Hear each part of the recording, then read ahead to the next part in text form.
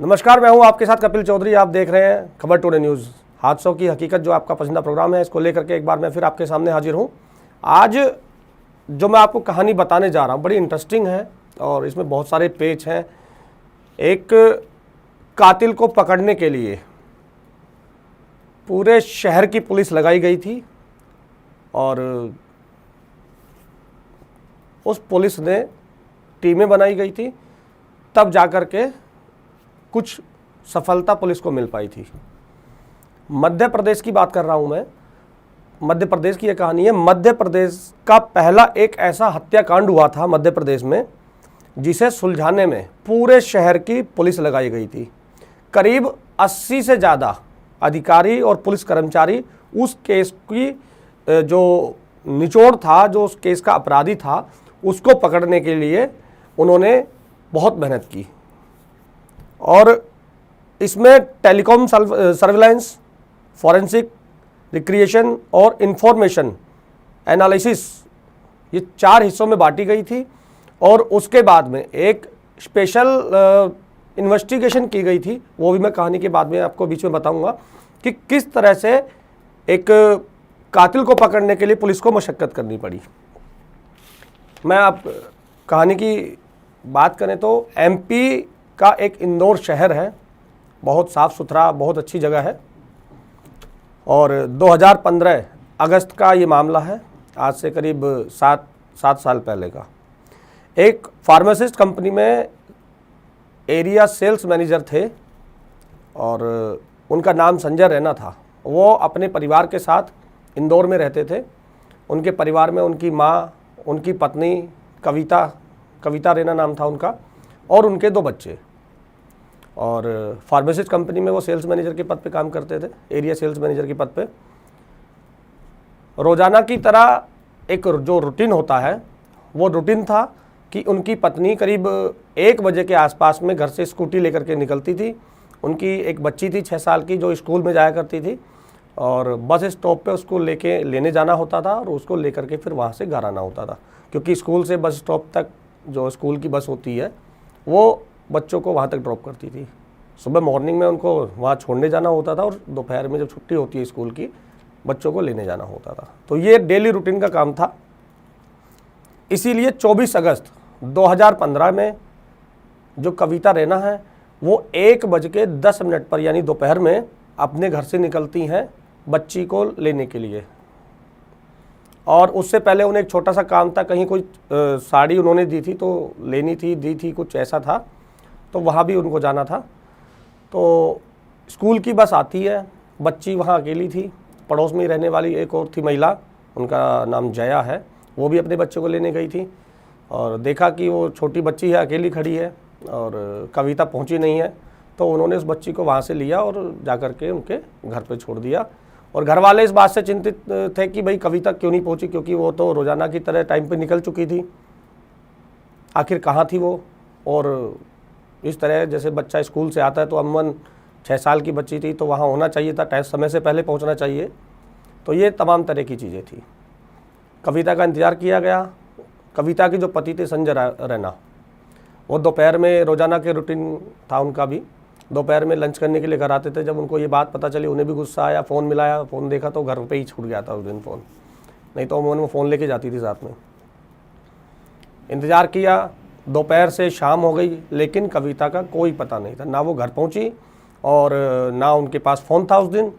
और शाम के समय जब परिवार को ज़्यादा चिंता होने लगी तो पुलिस में रिपोर्ट लिखाई गई। पुलिस जो वहाँ पास का थाना पड़ता है, वहाँ पहुँची इनके परिवार के लोग, और वहाँ पहुँचने पर पुलिस को रिपोर्ट लिखवाई गई। पुलिस का भी कहना था कोई बात नहीं, हो सकता है किसी परिचित के यहाँ या किसी सहेली के यहाँ, किसी पड़ोसी के यहाँ रुक गई हो। तो ये सब चीज़ें खैर दिमाग में आ भी जाती हैं। इतना नेगेटिव जो है उनके परिवार वाले भी नहीं सोच रहे थे। लेकिन जिस तरह से बच्ची को लेने गई हैं और वहाँ बस स्टॉप तक नहीं पहुँची हैं, तो कहीं ना कहीं जो ये चीज़ें हैं ये सामने आई थी कि इतनी बड़ी लापरवाही आखिर कैसे हो सकती है। उसके बाद में धीरे धीरे शाम हो गई। शाम को फिर जब पुलिस स्टेशन जाया गया तो पुलिस का भी यही कहना था कि और इंतज़ार कर लीजिए। तो 24 अगस्त के बाद में 25 अगस्त हो जाती है। तब तक भी जो है कविता का कोई पता नहीं था। पुलिस ने खैर रिपोर्ट दर्ज की और छानबीन पुलिस जैसे अमूमन करती है इस तरह से छानबीन अपनी स्टार्ट कर दी। छानबीन के दौरान करीब 24 घंटे के बाद पुलिस को एक जली हुई डेड बॉडी मिलती है और उस डेड बॉडी को जब हॉस्पिटल में थी वहाँ पर, और क्योंकि हॉस्पिटल में जब किसी की शनाख्त नहीं होती है तो उसको एक जगह होती है हॉस्पिटल में जहाँ मुर्दे रखे जाते हैं, तो वहाँ उसको रखा गया था बॉडी को। और कविता रैना के जो पति हैं, पुलिस ने उनको सूचना दी कि भाई यहाँ एक बॉडी मिली है, आप डेड बॉडी को पहचान लीजिए, क्योंकि वो डेड बॉडी जली हुई थी कि पहचान में इस तरह से नहीं, जब बॉडी जल जाती है तो ज़्यादातर पहचान नहीं हो पाती इस तरह से, क्योंकि पूरी बॉडी लगभग जल चुकी थी वो। उसके बाद में जब संजय रैना वहाँ पहुँचते हैं, देखते हैं, और देखने के बाद में फिर बॉडी देखने के बाद पहचान, क्योंकि बॉडी जल चुकी थी, कुछ जगह से पहचान की गई थी। उनके हाथ में एक टैटू था और जो डेड बॉडी थी वहाँ पर उसके हाथ में भी एक टैटू बना हुआ था, लेकिन वो टैटू साफ तरीके से दिख नहीं रहा था। तो वहाँ रोना और बिलखना, क्योंकि डेड बॉडी मिली थी और 24 घंटे से जो संजय रैना है उनकी पत्नी का पता नहीं था, तो रोना स्टार्ट हो गया। परिवार वाले काफ़ी जो परेशान हो गए। तो फिर थोड़ी देर बाद उसकी जांच की गई, देखा कि भाई ये टैटू जैसा कविता की बॉडी उस पर बाजू पे बना हुआ था वो टैटू नहीं था, क्योंकि उस पर राम लिखा हुआ था और जो डेड बॉडी थी उस पर कुछ और नज़र आ रहा था उसमें वो। तो कहीं ना कहीं परिवार थोड़ा सा अपने आप को संभालता है कि भाई चलो अब जहाँ भी हो ठीक हो, भगवान से ही प्रार्थना करते। तो इस तरह की बातें वहाँ परिवार के लोग कर रहे थे उस समय। उसके बाद में फिर पुलिस इन्वेस्टिगेशन को आगे बढ़ाती है, देखती है, जांच करती है और ढूंढने की कोशिश करती है कि आखिर कविता है कहाँ। तमाम तरह के जो मिलने वाले हैं, परिचित लोग हैं, ये दोस्त हैं या सहेली है, या उस तरह से सबके यहाँ खबर की जाती है, लेकिन कविता का कोई पता नहीं चलता।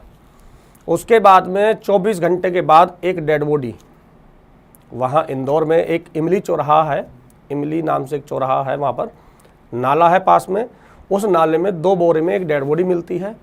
और उस डेड बॉडी को जब हॉस्पिटल ले जाया जाता है तो वहाँ डॉक्टर्स, जो टुकड़े में बॉडी मिली थी, पार्ट्स में, अलग अलग पार्ट्स में, 6 पार्ट में बॉडी थी वो, तो उनको एक जगह इकट्ठा किया जाता है।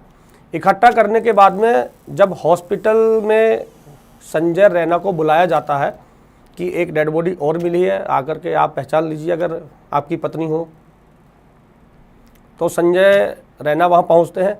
अच्छा, यहाँ पर एक चीज़ देखिए, अगर कोई घर से मिसिंग हो गया है या कोई किसी का पता नहीं है, कोई इस तरह से चला गया है और कहीं वो मिलता है या पुलिस हॉस्पिटल में बुलाती है कि भाई एक्सीडेंट हो गया या कोई ऐसी चीज़ है, लेकिन मुर्दा घर में जाना, पहले गए उसके बाद में जाना, तो एक आप ये देख लीजिए कि एक साइकोलॉजिकल रूप से उस इंसान पर, मतलब उसके दिमाग पर किस तरह का असर पड़ रहा होगा इस चीज़ों से।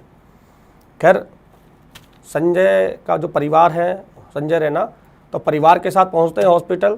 हॉस्पिटल पहुंचने पर वो डेड बॉडी को पहचान लेते हैं और वहाँ पर फिर, क्योंकि पत्नी की डेड बॉडी थी और इस तरह से मिलना एक बहुत दुख भरी बात होती है परिवार के लिए। तो अब परिवार दुखी था, वहाँ रोना और तमाम तरह की चीज़ें होने लगी।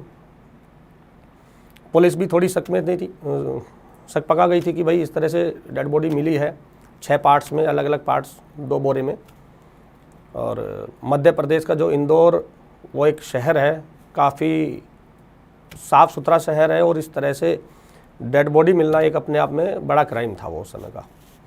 खैर, उसके बाद में लोगों में गुस्सा था, क्योंकि जो पोस्टर्स थे, जैसे गाड़ी के पीछे की गुमशुदा की तलाश है, इनाम मिलेगा 25,000 रुपये, इस तरह से जो उन्होंने इश्तिहार भी दिए थे, और ये बात पूरी तरह से इंदौर में फैल चुकी थी। लोगों में गुस्सा था और वो डेड बॉडी को लेकर के वो धरने प्रदर्शन पर बैठ गए। वहाँ तमाम तरह के जो अधिकारी थे वहाँ वो मौके पर पहुँचे और जैसे तैसे जो है लोगों को समझाया, भीड़ को समझाया, और उसके बाद में वो एक जो डेड बॉडी का क्रियाक्रम होता है तो उस डेड बॉडी का क्रियाक्रम किया।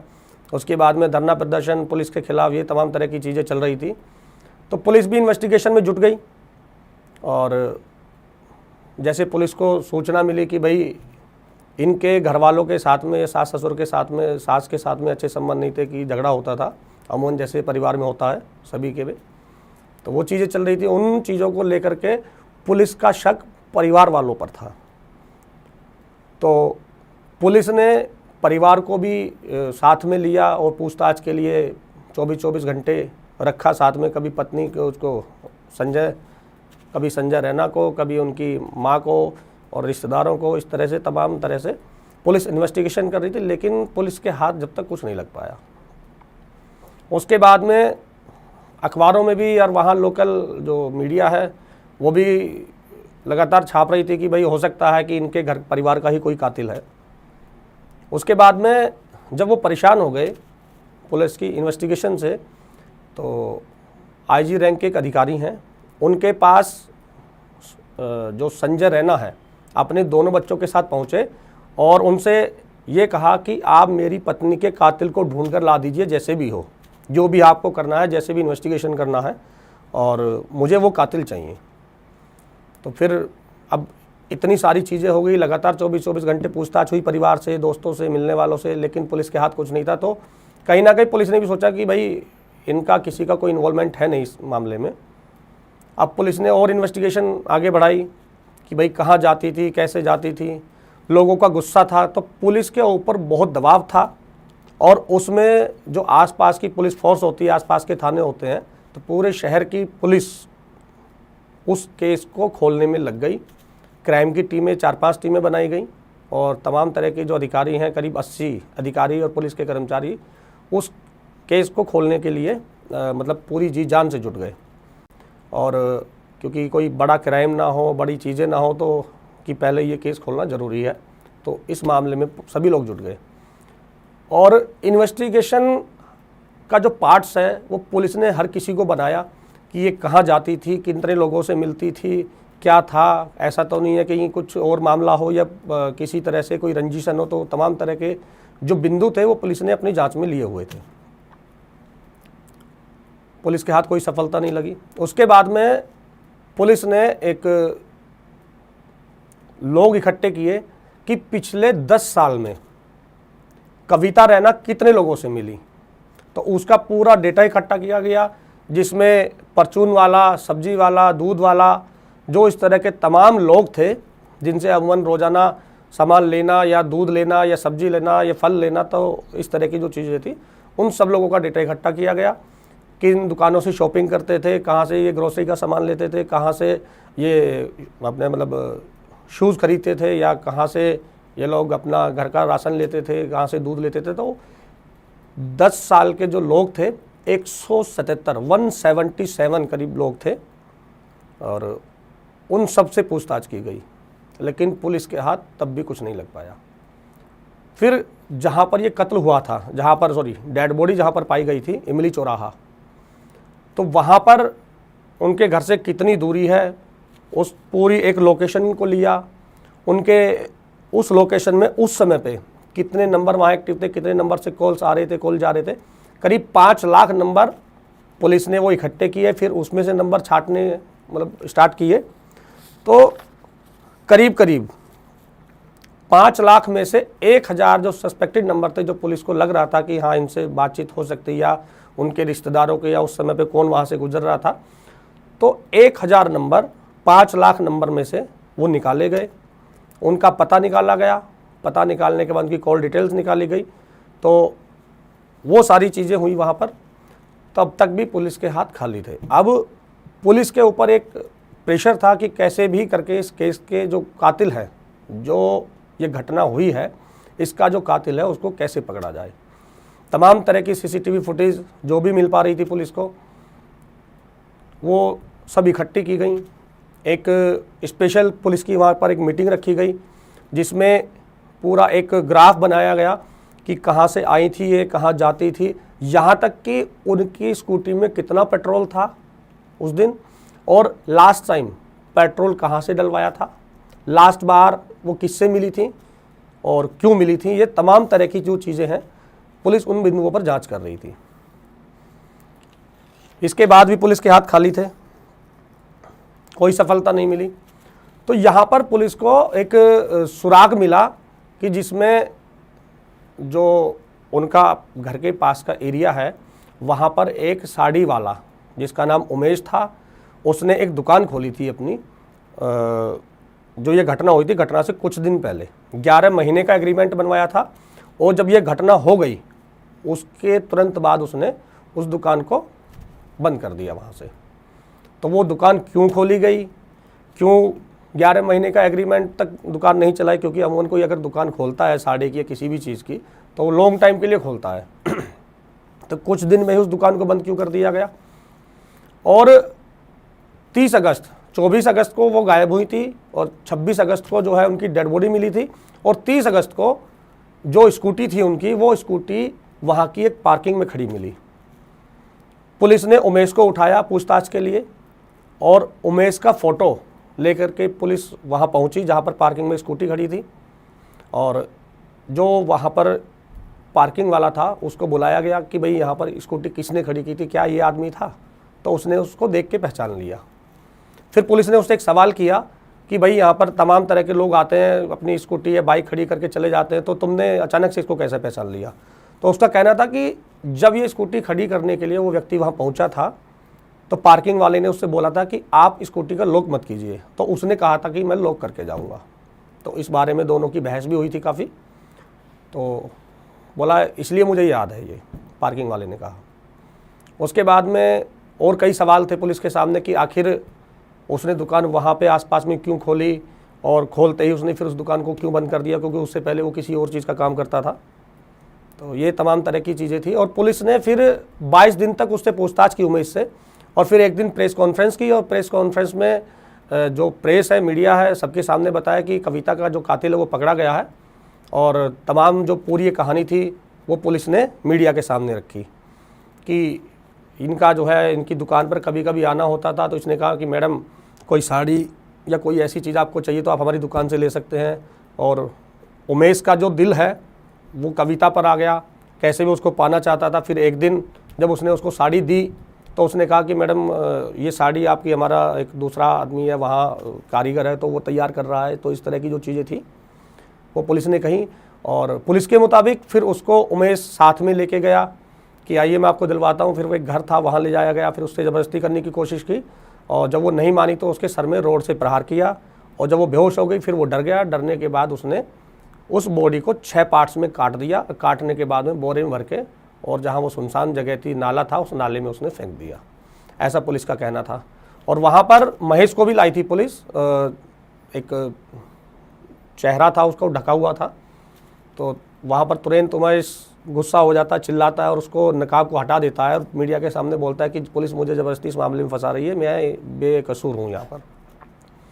तो खैर पुलिस वहाँ उसको संभालती है, फिर उसको ले जाती है, जेल भेजती है। लेकिन जेल में जाने के कुछ दिन बाद उमेश की वहाँ से जेल से बरी हो जाता है, क्योंकि अदालत के सामने वो सबूत पेश नहीं कर पाई थी पुलिस कि आखिर यही कातिल है, क्योंकि पुलिस के पास भी कोई पुख्ता सबूत नहीं थे। केवल एक कहानी थी कि स्कूटी खड़ी की है, या दुकान थी, या तुम्हारा प्रेम प्रसंग था, इस तरह की जो चीज़ें थी। अब सबूतों के अभाव में अदालत ने उसे बरी कर दिया, उमेश को। और परिवार के जो लोग हैं वो आज भी उस कातिल का इंतज़ार कर रहे हैं, और उनका कई बार कहना ये भी होता है कि पुलिस से हमारा जो है भरोसा वो उठ चुका है, क्योंकि इतने साल गुजरने के बाद भी आज तक उस कातिल का प्रॉपर तरीके से पुलिस पता नहीं लगा पाई। और केवल इसको उमेश को जेल भेजा था, उसको भी अदालत ने जब सबूत नहीं थे, कुछ इन्वेस्टिगेशन हुई थी तो कुछ ऐसी चीज़ें पुलिस के पास में नहीं मिल पाई कि जिससे कि उसको सज़ा हो पाए। तो ये कहानी थी। और वो 2 बच्चे थे बिना माँ बाप, जो उनकी माँ चली गई, गुजर गई। तो एक पूरा रहस्य है ये भी कि आज तक उस इंदौर छोटी सी जगह, खूबसूरत शहर, वहाँ से इस तरह की जो घटना हुई थी, और उस घटना का खुलासा पूरी तरह से शायद पुलिस नहीं कर पाई। और इसमें एडीजी रैंक के अधिकारी और तमाम तरह के पुलिस ऑफिसर्स 80, क्योंकि 80 की संख्या बहुत होती है कि एक केस को खोलने के लिए इतनी सारी टीमें बनाई गई, 80 पुलिसकर्मी और अधिकारी लगाए गए हैं, एडीजी रैंक के अधिकारी भी लगाए गए थे। तो ये तमाम तरह की चीज़ें थी, क्योंकि इस तरह की जो इन्वेस्टिगेशन होती है उसमें पुलिस ने अपने जो मुखबिर होते हैं उनको भी एक्टिव किया था। 4 टीमें बनाई गई थी। एक टेलीकॉम सर्विलांस की, आपको केवल टेलीकॉम सर्विलांस के ज़रिए कातिल को ढूंढना है। फॉरेंसिक जो टीम थी वो अलग थी। रिक्रिएशन टीम अलग थी, इंफॉर्मेशन LRIC की जो फौज थी वो टीम अलग बनाई गई थी। तो ये 4 टीमें बनाई गई थी और तमाम तरह के जो पुलिस के पास में हथकंडे होते हैं, तमाम तरह के जो मुखबिर हैं, उनको लगाने के बाद भी पुलिस शायद असली कातिल तक नहीं पहुंच पाई, ऐसा परिवार का कहना है। तो ये कहानी कैसी लगी आपको हमारे कमेंट बॉक्स में बताइए, और इस तरह की जो तमाम कहानियाँ हैं उनको लेकर के हम आपके सामने हाजिर रहेंगे। और अगर आपको कोई और अच्छी भी कहानी भी सुननी हो इससे अलग, या अभी हमारे एक साथी थे, उन्होंने कहा था कि कोई साइबर क्राइम की खबर को लेकर के किस तरह से जागरूक करना चाहिए, तो वो कहानी भी हम आपको 1-2 दिन में सुनाने की कोशिश करेंगे। उस पर भी काम चल रहा है, हमारी टीम लगातार काम कर रही है और इस तरह की तमाम कहानियाँ आपके सामने हम लेकर आते रहेंगे। नमस्कार।